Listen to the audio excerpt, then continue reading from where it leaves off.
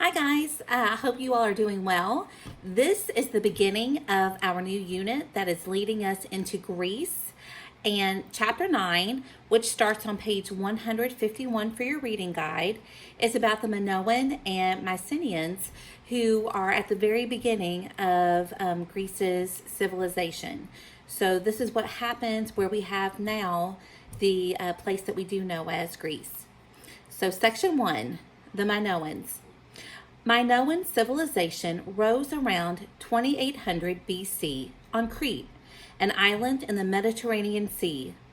The Minoans, who were also known as Cretans, grew wheat, barley, grapes, and olives. When the olive groves and vineyards produced more than was needed, the Minoans traded the surplus for goods they could not grow or make on Crete.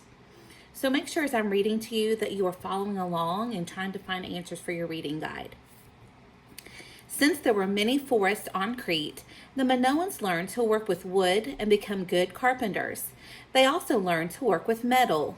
They used their metalworking and carpentry skills to build ships and began to earn a living from trade instead of farming. When pirates threatened them, the Minoans changed the way they built their ships so the ships could go faster. They made them slimmer, with 2 or 3 masts instead of 1.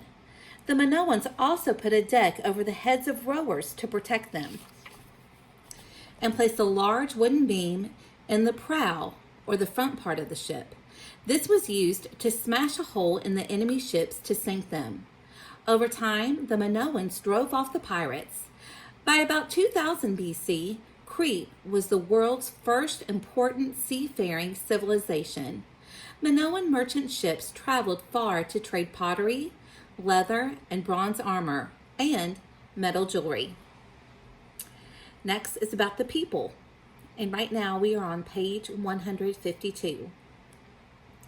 The Minoans were a small people with bronze skin and long dark hair.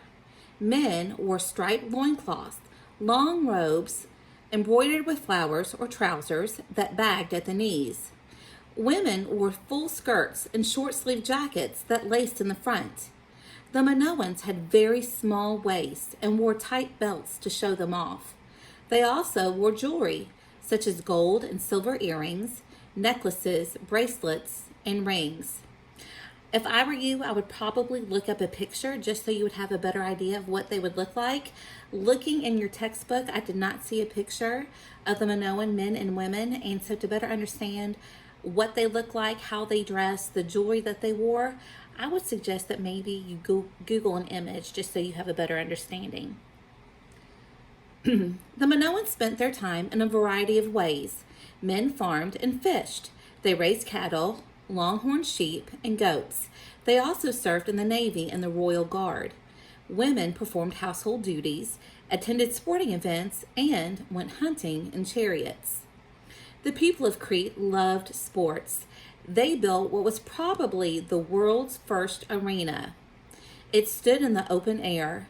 Stone steps formed grandstands where about 500 people could sit and watch the action. The king and the royal party had their own special box seats. Boxing matches were held in the arena. Bull leaping, a form of bullfighting, was also held there. A young man and woman fought the bull together. The man would grab the bull's horns, and as the bull raised its head to toss him, the man would do a somersault, landing on his feet on the bull's back. He would then do a back flip. Standing behind the bull during all of this, the woman would catch her partner as he landed.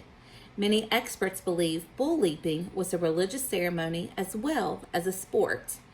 If you look on page 153 of your textbook, you can also see a picture of what this bull leaping looks like. And I'll show that to you.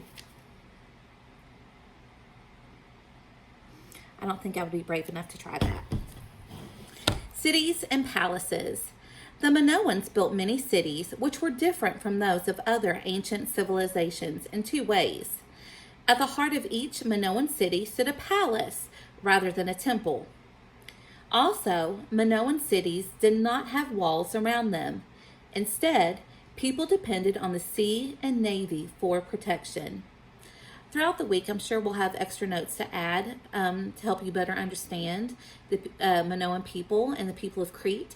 So right now, if there's something that you want to know more about, please take notes in your notebook or write maybe a little note to yourself or ask a question, have that written down, and use your Google Hangout or your Google Classroom if you have anything that you want to know more about.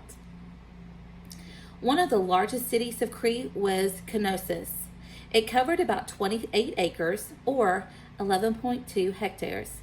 About 1/5 of the area was taken up by a 5-story palace that served as a government building, a temple, factory, and warehouse. Its walls were built of stone and sun-dried brick framed with wooden beams. The Minoans decorated the inside walls with brightly colored frescoes, or these are watercolor paintings made on damp plaster. The palace had bathrooms with bathtubs and flush toilets. It also had hot and cold running water and portable fireboxes to heat rooms. So as you can see, they have some of the more modern anemones, so that people, I think, lived much better than the other people that we have studied prior in other units. The palace had several entrances. Passageways and rooms formed a labyrinth, or a network of paths through which it is difficult to find one's way. Because labyrinth means double axe, the palace was called the House of the Double Axe. The palace was also called by that name because it was filled with pictures, carvings, and bronze models of a double axe. Sea captains, merchants, and shipbuilders lived in houses around this palace. Past their houses stood those of artisans who made beautiful cups and vases and designed delicate jewelry. Houses were built side by side around courtyards. Most were 2 stories high. Lower walls were made of stone, upper walls of sun-dried brick. On the inside walls were painted scenes of daily life. Each house also had its own well and drains. Many early Minoan houses had no entrance from the street. A person went in or out through the roof, and they would lower a ladder over the side of the house. Later, wooden doors and windows made of oiled and tinted parchment or thin animal skin were added. So their houses, each house had a courtyard, but they didn't have a doorway to enter from the street. Instead, the person who lived there would have to go to the roof, lower a ladder down, and then that person, the visitor, would climb up the ladder and enter through the roof. It's kind of interesting. Rulers and religion. The rulers of Crete were priest kings. They made the laws and represented the gods on earth. The priest kings would climb to the top of Mount Euctunes to look for a sign from heaven that would tell them the will of the gods. Then they would tell their people what the gods wanted them to do. The Minoans had many gods. The main god was the great goddess, Mother Earth. She made plants grow and brought children into the world.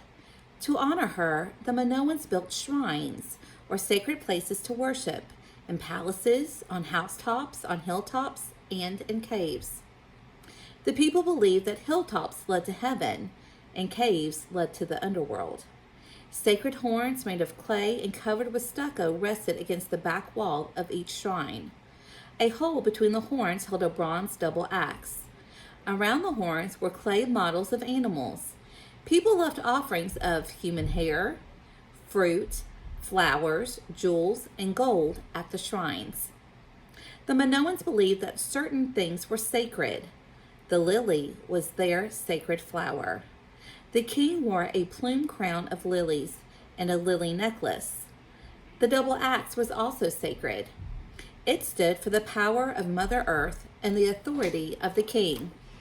The dove was sacred because it flew to the heavens. The fall of the Minoans, and this is page 155 right now on your reading guide. No one is certain why Minoan civilization came to an end. What is certain is that about 1400 BC, control of the sea and of Crete passed to the Mycenaeans. Legend explains the fall of the Minoans with the story of Theseus and the Minotaur. A young Greek prince named Theseus was brought to Knossos. He was to be sacrificed to the Minotaur, a huge monster the king kept in the palace labyrinth. The Minotaur had the body of a man and the head of a bull and lived on human flesh. Theseus was put into the labyrinth. He fought the monster with a magical sword, and he was able to kill it. When the Minotaur died, the power of the Minoans died too. And before we end this first section, I wanted to show you, this is a picture of the people worshiping and leaving objects at a shrine, just to give you an idea of maybe what that would look like. Okay. So this was your first section of chapter 9. We're going to pause right here so that you can go ahead and do this part of your reading guide. Like I said, this was pages 151 to the top of page 155.